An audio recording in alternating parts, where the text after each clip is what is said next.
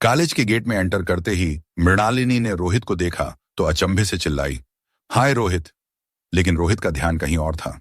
उसने मृणालिनी की ओर देखा भी नहीं और डेजी के पास पहुंचकर बोला, hi Daisy, my sweetheart. Mrinalini ने देखा तो चौंकी। कितना बदल गया है रोहित। कहां तो स्कूल में मुझे कनखियों से देखता शर्माता था और कहां यह बदला रूप। मृणालिनी और रोहित दिल्ली के एक नामी कॉलेज में पढ़ते थे। स्कूल में मृणालिनी रोहित से एक क्लास पीछे थी।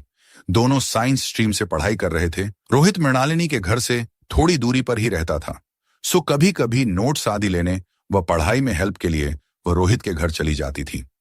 रोहित शर्माता हुआ उससे बात करने में भी हिचकता था, लेकिन कभी कभी उन दिनों भी वह मृणालिनी की सुंदरता की तारीफ करता तो वह सिहर उठती।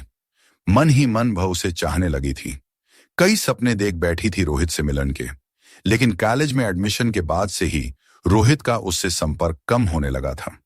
जब उसी कॉलेज में एडमिशन लिया तो वह इस बात से अनजान थी कि मृणालिनी ने भी 12वीं पास कर ली, और उसी कॉलेज में एडमिशन लिया तो वह इस बात से अनजान थी कि रोहित उसे यहीं मिल जाएगा।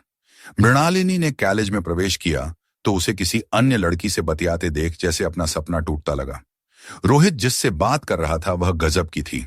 गोरा रंग, तीखे नयन, लंबे बाल, तिस पर धूप का चश्मा और ड्रेस ऐसी कि कोई भी शर्मा जाए। फंकी टी शर्ट के साथ निकर में से निकलती उसकी सुडौल टांगें और टी शर्ट और निकर के बीच में झांकती आकर्षक नाभि उसे सेक्सुअली अट्रैक्शन दे रही थी। मृणालिनी मन मारकर उसके पास गई और रोहित को पुकारा। रोहित ने मुड़कर देखा तो पूछने लगा, अरे मृणालिनी, तुम इसी कॉलेज में एडमिशन लिया है क्या? हाँ, वह इतना ही कह पाई थी कि रोहित डेजी का हाथ पकड़ जाते हुए बोला, यह है डेजी, मेरी क्लासमेट। अच्छा, मिलते हैं फिर। और चला गया। कहां तो रोहित उसे देख चमक जाता था और कहां अब इग्नोर करता उस सेक्सी बाला के साथ चला गया। ऐसा क्या जादू है इसमें, वह सोचने लगी। तभी अमिता ने उसे पुकारा, अरे मृणालिनी, क्लास में नहीं चलना क्या?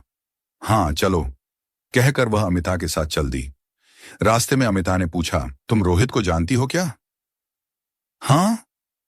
कुछ रुकते हुए मृणालिनी ने अपनी स्कूली दोस्ती की बात उसे बता दी। अमिता बोली, कहां तुम और कहां डेजी, देखा है उसके लुक को, उसकी सेक्स अपील को। एक तुम हो मोटा नजर का चश्मा लगाकर सलवार कुर्ते में बहन जी बनकर आ जाती हो। मैंने तो तुम्हें कभी जीन्स में भी नहीं देखा। आजकल पर्सनैलिटी बनाने के लिए सेक्सी लुक चाहिए। रोहित तो वैसे ही फ्लर्ट किस्म का लड़का है, सेक्स वाली अट्रैक्शन के पीछे भागने वाला। उसके साथ जो लड़की थी, पता है मिस कॉलेज है वह, दोनों एक ही क्लास में हैं। पहले रोहित भी शर्मीला था, पर धीरे धीरे इतना खुल गया कि फ्लर्ट करने लगा। आज मृणालिनी का मन क्लास में न लगा। उसके मन में एक ही बात कौंध रही थी कि वह कैसे रोहित को पाए, कैसे रोहित के दिल में जगह बनाए। चलो, सब चले गए, अमिता ने कहा तो जैसे मृणालिनी नींद से जागी। उसकी डबडबाई आंखें उसके दिल का हाल बयां कर रही थीं। अमिता को समझते देर न लगी। वह बोली, अभी तक रोहित के बारे में सोच रही हो? छोड़ो उसे, बिंदास जियो। नहीं अमिता, मेरा मन नहीं मानता। मृणालिनी रुआंसी हो गई। मृणालिनी, अगर तुम रोहित को पाना चाहती हो तो मॉडर्न बनो, खुद में अट्रैक्शन पैदा करो। तुम किसी भी तरह से डेजी से कम नहीं हो। विद्या बालन वाला बहन जीनुमा लुक छोड़ो। आज बिपाशा बनने में कोई हर्ज नहीं देखना। रोहित ही नहीं, पूरा कॉलेज तुम्हारे पीछे पीछे भागेगा। मृणालिनी उदास सी घर पहुंची। हाथ मुंह धोते समय बाथरूम में लगे शीशे में खुद को निहारा तो अमित के शब्द उसके कानों में गूंजने लगे, वाकई बहन जी ही तो लगती हूं मैं। ठीक कह रही थी अमिता, सेक्स वाली अट्रैक्शन तो जैसे मुझ में है ही नहीं। इस उम्र में देह आकर्षण ही तो विपरीत लिंगी को अट्रैक्ट करता है। मैं भी बदलूंगी अपने लुक को। लंच करते समय उसने मम्मी से पूछा, मम्मी, क्या मैं अपने लिए 2-4 अच्छी ड्रेसेस खरीद लूं? मां ने भी मना नहीं किया और शाम को खुद उसके साथ मार्केट गई। मृणालिनी को सलवार कमीज, पाजामी, लेगिंग्स के बजाय jeans top, tube dress, shorts, knicker जैसी स्टाइलिश ड्रेसेस खरीदते देख मम्मी हैरान हुई। लेकिन मृणालिनी ने कह दिया, आजकल यही सब चलता है। बोल्ड अंदाज ना हो तो मम्मी कोई नहीं पूछता कॉलेज में। मम्मी शांत हो गई। घर आकर मृणालिनी एक एक ड्रेस ट्राई करने लगी। शॉर्ट ड्रेस ट्राई करते समय उसका ध्यान टांगों के बालों पर गया तो उसे खुद से ही घिन हुई। फिर उसने कल के लिए जीन्स और टॉप पहनना ही उचित समझा और निर्णय किया कि कल कॉलेज से आकर ब्यूटी पार्लर भी जाएगी। मृणालिनी को जीन्स और टॉप में देख उसकी सहेलियां हतप्रभ रह गईं। अमिता ने भी देखा तो बोली, वाह क्या फिगर है यार। मृणालिनी तारीफ सुन फूली न समाई। जब उसने कॉलेज के लड़कों को एक तक अपनी तरफ देखते हुए देखा तो उसका हौसला बढ़ा। वह बड़े चाव से रोहित के क्लासरूम के बाहर गई, लेकिन वह कुछ लड़कियों से बातचीत में मशगूल था। जब बहाने से बुलाया तो वह उसे एक तक देखता रह गया। फिर बहाना बनाती मृणालिनी बोली, मुझे फर्स्ट ईयर के तुम्हारे नोट्स चाहिए, दोगे क्या? हाँ ले लेना, पर अभी जाओ। उसे इग्नोर करता रोहित बोला तो मृणालिनी को बहुत बुरा लगा। उसने आकर अमिता को बताया तो वह भी नाराज हुई। अरे तुम्हें कॉलेज में भी नोट्स मांगने थे। उसे कॉफी पीने चलने को कहती, कैंटीन में खाने चलने को कहती ताकि अपने दिल की बात कह सके। अमिता ने समझाया, ठीक है अगली बार देखूंगी, कह वह वहां से चली गई। लेकिन उसने सोच लिया था कि वह अपने लिए अट्रैक्शन पैदा करके ही रहेगी। घर आकर लंच किया और ब्यूटी पार्लर चल दी। टांग बाहों की वैक्सिंग और मैनिक्योर पेडिक्योर करवाया, साथ ही थ्रेडिंग भी। अगले दिन रेड ट्यूब ड्रेस के साथ सीधे सीधे बालों का हेयर स्टाइल बना। साथ में हाई हील सैंडल पहनकर वह गजब ढाती दिखी। कॉलेज पहुंची तो दूर से ही उसकी चाल, मखमली टांगें, सुंदर बाहें देख सभी दिल थाम बैठे। अमिता ने देखा तो टोक दिया, ये क्या हुलिया बना लिया तुमने? फिर उसका चश्मा उतारती हुई बोली, कम से कम इसे तो उतार लेती, ऐसे लगता है जैसे मखमली चादर में टाट का पैबंद लगा दिया हो। क्या करूं अमिता, इसके बिना ब्लैक बोर्ड पर कुछ दिखेगा नहीं। मैं पढ़ूंगी कैसे? मुझे कॉलेज की पढ़ाई भी तो करनी है। मृणालिनी बोली, तो कॉन्टैक्ट लेंस लगा लो, जरूरी है मोटा चश्मा लगाना। और हाँ, अगर लगाना ही है तो धूप का चश्मा लगाओ ना, ताकि देखते ही हर कोई बोले, गोरे गोरे मुखड़े पे काला काला चश्मा। ये बात मृणालिनी की समझ में आ गई थी। अब मृणालिनी ने चश्मे को भी बाएं कह दिया।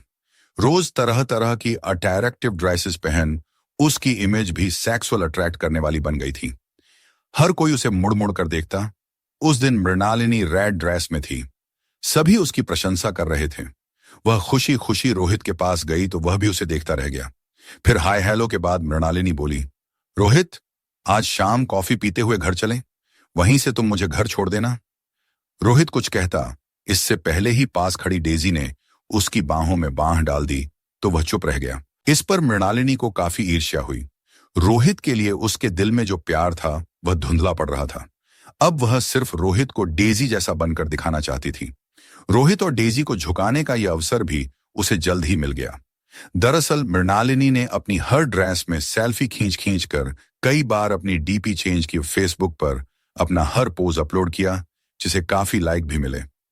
उस दिन उसका फेसबुक पर लाइक के साथ एक कमेंट भी था, तुम मिस कॉलेज के लिए ट्राई क्यों नहीं करती, छा जाओगी। मृणालिनी को यह बात झंझ गई। उसने झट से अमिता को फोन किया और मिस कॉलेज प्रतियोगिता में भाग लेने की इच्छा जताई। अमिता ने बताया, इस प्रतियोगिता का सारा अरेंजमेंट तो रोहित ही देख रहा है, तुम उसी से बात करो। हाँ, अगर डांस में भाग लेना हो तो मैं तुम्हारी हेल्प कर सकती हूँ, क्योंकि इस बार डांस ग्रुप को कोरियोग्राफ करने वाली हूं मैं। अगले दिन मृणालिनी रोहित से मिली और मिस कॉलेज कंपटीशन में भाग लेने की इच्छा बताई। तभी वहां खड़ी डेजी बोल पड़ी, अब कौवे भी हंस की चाल चलेंगे, और उसकी सहेलियां हंस पड़ी। मृणालिनी को बात चुभ गई।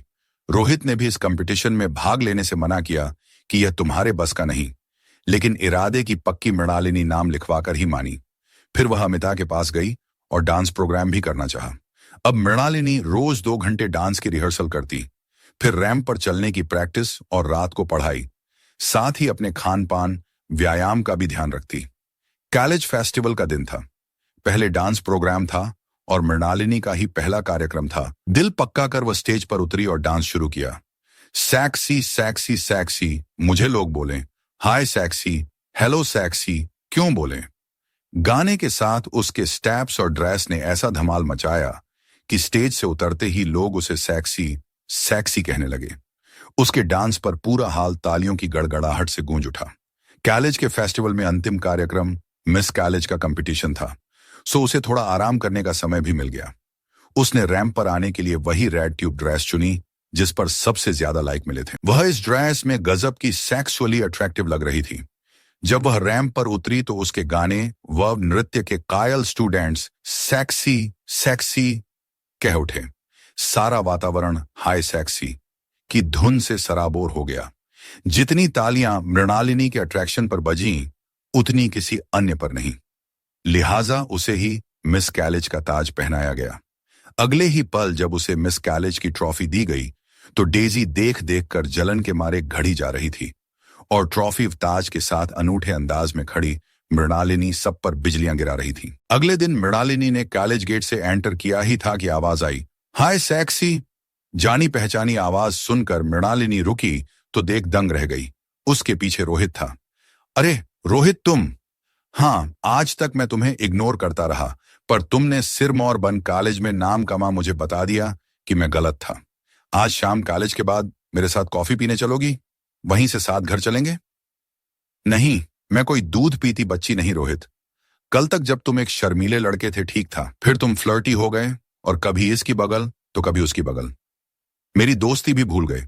याद है सबसे पहले तुम ही ने मुझे खूबसूरत कहा था, लेकिन कॉलेज में आकर तुम्हें सिर्फ सेक्सुअल अट्रैक्शन में रुचि रही, सो मुझे इग्नोर करते रहे।